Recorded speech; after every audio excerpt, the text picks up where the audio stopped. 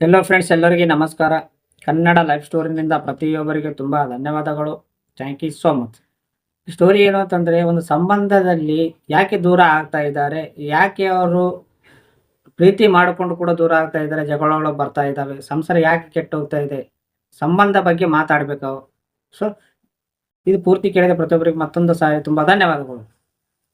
ಈ ಸಂಬಂಧ ಬಗ್ಗೆ, ಈ ಸಂಬಂಧದ ಆಲೋಚನೆಗಳು ಏನಿರ್ತಾವಲ್ಲ, ಈ ಸಂಬಂಧ ಮೇಂಟೈನ್ ಮಾಡ್ಬೇಕಂತಂದ್ರೆ ತುಂಬಾ ಒಳ್ಳೆ ಆಲೋಚನೆಗಳು ಇರಬೇಕು. ಮೇಂಟೈನ್ ಮಾಡೋ ಕೆಪಾಸಿಟಿನೂ ನಿನ್ನ ಹತ್ರ ಇರಬೇಕು. ಲವರ್ಸ್ ಆಗ್ಬೋದು, ಇಲ್ಲ ಫ್ರೆಂಡ್ಶಿಪ್ ಆಗ್ಬೋದು, ಇಲ್ಲ ಮದುವೆ ಮ್ಯಾರೇಜ್ ಆಗಿದ್ದವರು ಆಗಿರ್ಬೋದು, ಯಾರೇ ಒಬ್ಬ ವ್ಯಕ್ತಿ ಇಲ್ಲ ಈ ಈ ಯಾವಾಗ ನಿಮ್ಮ ರಿಲೇಶನ್ಶಿಪ್ ನಲ್ಲಿ ಸ್ವಲ್ಪ ಸ್ವಲ್ಪ ಜಗಳ ಅನ್ನೋದು ಬರುತ್ತೆ, ಅನುಮಾನಗಳನ್ನು ಬರುತ್ತವೆ, ಆವಾಗಲೇ ನಿಮ್ಮ ರಿಲೇಶನ್ಶಿಪ್ ನಲ್ಲಿ ಒಂದು ಸ್ಟಾರ್ಟಿಂಗ್ ಜಗಳ ಆಗ್ತಾ ಇದೆ ಅಂತ ಅರ್ಥ. ಯಾಕೆ ಜಗಳಗಳು ಬರ್ತಾ ಇದ್ದಾವ ಅಂದರೆ, ನೀವೇ ಮಾಡ್ಕೋತಾ ಇದ್ದೀರಾ, ಕೇರ್ಲೆಸ್ ಅನ್ನೋದು ಮಾಡ್ತಾ ಇದ್ದೀರಾ. ನೀವು ಪ್ರೀತಿ ಮಾಡೋದು, ಫಾರ್ ಎಕ್ಸಾಂಪಲ್ ನಿಮ್ಗೆ ಹೇಳ್ಬೇಕಾಗಿದ್ರೆ, ಈ ಸ್ಟಾರ್ಟಿಂಗ್ನಲ್ಲಿ ಅದು ಯಾವುದೇ ಒಂದು ಪರಿಚಯ ಆಗಲಿ, ಮ್ಯಾರೇಜ್ ಆಗಲಿ, ಫ್ರೆಂಡ್ಶಿಪ್ ಆಗಲಿ, ಲವರೇ ಆಗಲಿ, ಸ್ಟಾರ್ಟಿಂಗ್ ಏನಾದರೂ ಯಾವ ವ್ಯಕ್ತಿ ಆದರೂ ಪರಿಚಯ ಆಗುತ್ತಾರೋ ಆ ವ್ಯಕ್ತಿ ಜೊತೆ ತುಂಬಾ ಕನೆಕ್ಷನ್ ಬೆಳೆಸ್ಕೊತೀವಿ, ಒಂದು ಬಾಂಡಿಂಗ್ ಬೆಳೆಸ್ಕೊತೀವಿ, ಮಾತಾಡ್ತಾ ಇರುತ್ತೀವಿ ತುಂಬ. ಸೊ ಆ ವ್ಯಕ್ತಿ ಜೊತೆ ಎಷ್ಟು ಮಾತಾಡಿದ್ರು ಕೂಡ ಬೇಜಾರು ಅನ್ಸೋದಿಲ್ಲ, ಒಂದು ಸ್ವಲ್ಪ ಬಿಟ್ಟು ಇರೋಕ್ಕಾಗಲ್ಲ. ಯಾವಾಗ ಹೊಸ ವ್ಯಕ್ತಿ, ಅದು ಹುಡುಗಿ ಆಗ್ಬೋದು, ಹುಡುಗಿನೇ ಆಗ್ಬೋದು, ಯಾರೇ ವ್ಯಕ್ತಿ ನಿಮ್ಗೆ ತುಂಬಾ ಕನೆಕ್ಟ್ ಆಗ್ತಾ ಇದ್ದಾಗ ಆವಾಗಲೇ ಅವ್ರು ಬಿಟ್ಟು ಹೋಗಬಾರದು, ಇನ್ನೂ ಮಾತಾಡಬೇಕು ಅನಿಸ್ತದೆ. ಸ್ಟಾರ್ಟಿಂಗ್ ಪ್ರೀತಿ ತುಂಬಾ ಚೆನ್ನಾಗಿರುತ್ತೆ, ಅದು ಆಲ್ಮೋಸ್ಟ್ ಎಲ್ಲರೂ ಅನುಭವ ತಗೊಂಡಿದ್ದೀರಾ. ಬಟ್ ಯಾಕೆ ಸ್ಟಾರ್ಟಿಂಗ್ ಇದ್ದಷ್ಟು ಪ್ರೀತಿ ಯಾವಾಗಲೂ ಒಂದೇ ರೀತಿ ಇರೋದಿಲ್ಲ, ಅದ್ರ ಬಗ್ಗೆ ಮಾತಾಡಿದ್ವಿ. ಸ್ಟಾರ್ಟಿಂಗ್ ಪ್ರೀತಿ ತುಂಬಾ ಚೆನ್ನಾಗಿರುತ್ತೆ, ಆ ಪ್ರೀತಿನ ಯಾವಾಗಲೂ ಮೇಂಟೈನ್ ಮಾಡ್ಕೋತಾ ಬರ್ಬೇಕಾಗುತ್ತದೆ. ಒಬ್ಬ ರಿಲೇಶನ್ಶಿಪ್ನಲ್ಲಿ ಇದ್ದಾಗ ಸ್ಟಾರ್ಟಿಂಗ್ನಲ್ಲಿ ಒಂದು ಲವರೇ ಆಗಲಿ, ಒಂದು ಮದುವೆ ಆಗಿದ್ದ ವ್ಯಕ್ತಿನೇ ಆಗಲಿ, ತುಂಬ ಕನೆಕ್ಷನ್ ಆಗಿರುತ್ತೆ. ಹೊಸ ವ್ಯಕ್ತಿ ಅಲ್ವಾ, ಸೊ ತುಂಬ ಪರಿಚಯವಾಗಿರುತ್ತೆ, ಅವರೇ ತುಂಬ ಮಾತಾಡುತ್ತಾರೆ. ಇವಾಗ ಫೋನ್ನಲ್ಲಿ ಗಂಟ ಮಾತಾಡ್ತೀರಾ, ಎಷ್ಟು ಮಾತಾಡಿದ್ರು ಕೂಡ ಬೇಜಾರೇ ಆಗೋದಿಲ್ಲ. ಯಾಕೆ ಬೇಜಾರಾಗೋದಿಲ್ಲ ಅಂತಂದರೆ, ಅವ್ರ ಮೇಲೆ ಇಂಟ್ರೆಸ್ಟ್ ಇದೆ ನಿಮಗೆ. ಈ ಇಂಟ್ರೆಸ್ಟ್ ಇದ್ದಾಗಲೇ ನೀವು ಏನು ಬೇಕಾದರೂ ಮಾಡೋಕ್ಕೆ ರೆಡಿ ಇರ್ತೀರಾ.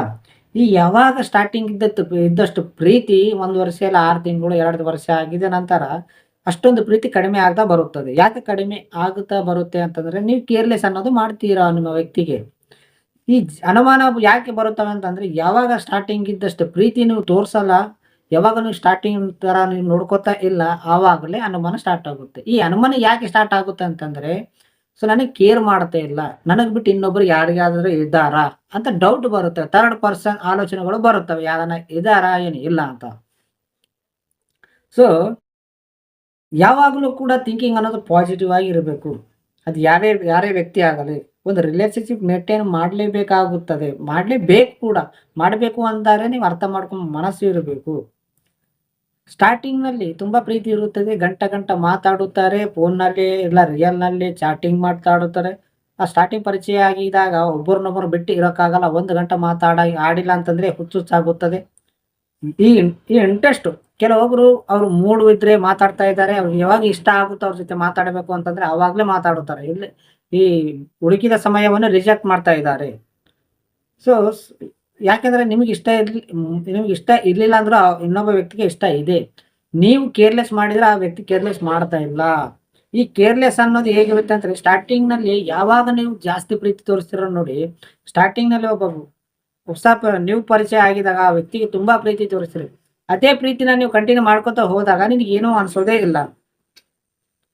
ಯಾಕೆಂದ್ರೆ ಕೆಲವೊಬ್ರು ಏನ್ ಮಾಡ್ತಾ ಇದ್ರ, ಅವ್ರ ಮೂಡ್ ಬಂದಾಗೆ ಮಾತಾಡ್ತಾ ಇದ್ರು, ಅವ್ರ ಮೂಡ್ ಬಂದಾಗೆ ಲವ್ ಮಾಡ್ತಾ ಇದ್ದಾರೆ. ಈ ಯಾವಾಗ ಅವ್ರ ಮೂಡ್ ಇರೋದಿಲ್ಲ ಅವಾಗ ಅವ್ರು ಮಾತಾಡೋದಿಲ್ಲ, ಯಾವಾಗ ಅವ್ರ ಮೂಡ್ ಇರೋದಿಲ್ಲ ಅವ್ರು ಚೆನ್ನಾಗಿರೋದಿಲ್ಲ. ಡೌಟ್ಗಳು ಯಾಕೆ ಬರುತ್ತೆ ಅಂದ್ರೆ, ಥರ್ಡ್ ಪರ್ಸನ್. ಈ ಡೌಟ್ ಬರೋ ಕಾರಣ ಏನು ಅಂತಂದ್ರೆ, ನೀವು ಸ್ಟಾರ್ಟಿಂಗ್ ನಲ್ಲಿ ಇದ್ದಷ್ಟು ಅವ್ರು ಕೇರ್ ಮಾಡ್ತಾ ಇಲ್ಲ, ಮಾತಾಡ್ತಾ ಇಲ್ಲ, ಅವ್ರಿಗೆ ಕೇರೇ ಮಾಡಲ್ದಾಗ ಅವರು ಅಪೋಸಿಟ್ ವ್ಯಕ್ತಿಗೆ ನಿಮ್ಮ ಮೇಲೆ ಅನುಮಾನ ಸ್ಟಾರ್ಟ್ ಆಗುತ್ತೆ. ಯಾಕೋ ನನ್ನನ್ನು ಕೇರ್ ಮಾಡ್ತಾನೆ ಇಲ್ಲ, ಇನ್ನೊಬ್ಬರ ಮೇಲೆ ಇದೇನಾ ಹೋಗಿದ್ದೇನಾ ಅಂತ ತಿಳ್ಕೊಂಡು ಬಿಡುತ್ತಾರೆ. ಯಾವತ್ತೂ ಕೂಡ ನಿಮ್ಮ ಸಂಬಂಧದಲ್ಲಿ ದೂರ ಮಾಡ್ಕೋಬಾರದು. ಒಂದು ಟೈಮಿನಲ್ಲಿ ಸ್ಟಾರ್ಟಿಂಗ್ ಇದ್ದಾಗ ನೀವು ಒಬ್ರು ಬಿಟ್ಟು ಒಬ್ರಿಗೆ ಇರೋಕ್ಕಾಗಲ್ಲ, 1 ಗಂಟೆ ಮಾತಾಡಲ್ಲ ಅಂದ್ರೆ ಹೆಂಗೋ ಆಗುತ್ತಿತ್ತು ಆ ಟೈಮ್ನಲ್ಲಿ. ಅದೇ ಟೈಮ್ನಲ್ಲಿ ಅದೇ ತರ ನೀವು ಮೇಂಟೈನ್ ಮಾಡ್ಕೊಂಡು ಬಂದಿದ್ರೆ ನಿಮ್ಮ ಸಂಬಂಧ ಉಳಿಯುತ್ತದೆ. ಈ ಕೆಲವ್ರು ಹೇಗ್ ಮಾಡ್ತಂದ್ರೆ, ಯಾವಾಗ ಅವ್ರಿಗೆ ಇಂಟ್ರೆಸ್ಟ್ ಇರುತ್ತೋ ಅವಾಗಲೇ ಮಾತಾಡುತ್ತಾರೆ, ಅವಾಗೇ ಪ್ರೀತಿ ಮಾಡುತ್ತಾರೆ. 1 ಗಂಟೆ ಮಾಡ್ತಾ ಅಂತಾರೆ, ಇನ್ನೊಂದು ಗಂಟೆ ಮಾಡಲ್ಲ ಅಂತ. ಈ ಸಿನ್ಸಿಯರ್ ಮಾಡೋ ವ್ಯಕ್ತಿ ಬಗ್ಗೆ ಆಲೋಚನೆ ಮಾಡಿದ್ರೆ ಅದು ಹೇಗಿರುತ್ತೆ ಅಂತಂದ್ರೆ, ಯಾರು ತುಂಬಾ ಒಳ್ಳೆ ವ್ಯಕ್ತಿ ಆಗಿರುತ್ತಾರೋ ಅವ್ರಿಗೆ ತುಂಬಾ ಕಷ್ಟ ಇರುತ್ತದೆ. ಈ ಸಂಬಂಧದಲ್ಲಿ ಮಾತಾಡಬೇಕಾಗಿದೆ ಅಂದ್ರೆ ಒಬ್ಬ ವ್ಯಕ್ತಿ, ಅದು ಯಾರೇ ವ್ಯಕ್ತಿ ಆಗಲಿ, ನಿಮ್ಗೆ ಯಾವಾಗಲೇ ಇಂಟ್ರೆಸ್ಟ್ ಇರುತ್ತೆ ಅವಾಗೆ ಮಾತಾಡಬೇಡಿ. ದಿನಾಲೂ ಸ್ಟಾರ್ಟಿಂಗ್ನಲ್ಲಿ ದಿನಾಲೂ 10 ಸಾರಿ ಫೋನ್ ಮಾಡಿ ಮಾತಾಡುತ್ತೀರಿ ಅಲ್ವಾ, ಸ್ವಲ್ಪ ದಿನ ಆಗಿದ್ಮೇಲೆ ಸ್ವಲ್ಪ ಕಡಿಮೆ ಮಾಡ್ಕೊರಿ.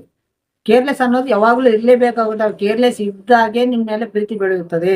ಈ ಯಾವಾಗ ನೀವು ಜಾಸ್ತಿ ಸ್ಟಾರ್ಟಿಂಗ್ನಲ್ಲಿ ಒಬ್ರಿಗೆ ಬಿಟ್ಟು ಒಬ್ರಿಗೆ ಇರೋಕ್ಕಾಗಲ್ಲ, ಏನೋ ಒಂದು ನೀವು ಎಮೋಷನಲ್ಲಿ ನೀವು ಇಬ್ಬರು ಹತ್ತು ಬಿಟ್ಟಿದ್ರಿ, ಕಣ್ಣಲ್ಲಿ ನೀರು ಬಂತು, ಆ ಕಣ್ಣೀರಿಗೆ ನೀವು ಬೆಲೆ ಕೊಡಿರಿ. ಆ ಬೆಲೆ ಕೊಟ್ಟಾಗಲೇ ಅದಕ್ಕೊಂದು ಪ್ರೀತಿಗೆ ವ್ಯಾಲ್ಯೂ ಇದ್ದಂಗೆ. ನಿಮಗೆ ಸ್ಟಾರ್ಟಿಂಗ್ನಲ್ಲಿ ಇದ್ದಾಗ ನೀವು ತುಂಬಾ ಪ್ರೀತಿ ತೋರಿಸಿ ಕೆಲವು ದಿನಗಳಾಗಿದ ನಂತರ ನೀನು ಪ್ರೀತಿನೇ ಮಾಡ್ತಾ ಇಲ್ಲ, ಬ್ಲಾಕ್ ಮಾಡಿಬಿಟ್ಟಿರ. ಆ ಬ್ಲಾಕ್ ಮಾಡಿದಾಗ ಸಿನ್ಸಿಯರ್ ಮಾಡೋ ವ್ಯಕ್ತಿ ಮನಸ್ಸು ನೋಡಿದ್ರೆ ತುಂಬಾ ತುಂಬಾ ನೋವಾಗುತ್ತದೆ. ಯಾವತ್ತೂ ಕೂಡ ನೀವು ಆ ಥರ ಮಾಡಬೇಡಿ, ಇನ್ಸಲ್ಟ್ ಮಾಡಬೇಡಿ. ಏನಿದ್ರು ಓಪನ್ ಆಗಿ ಹೇಳಿ.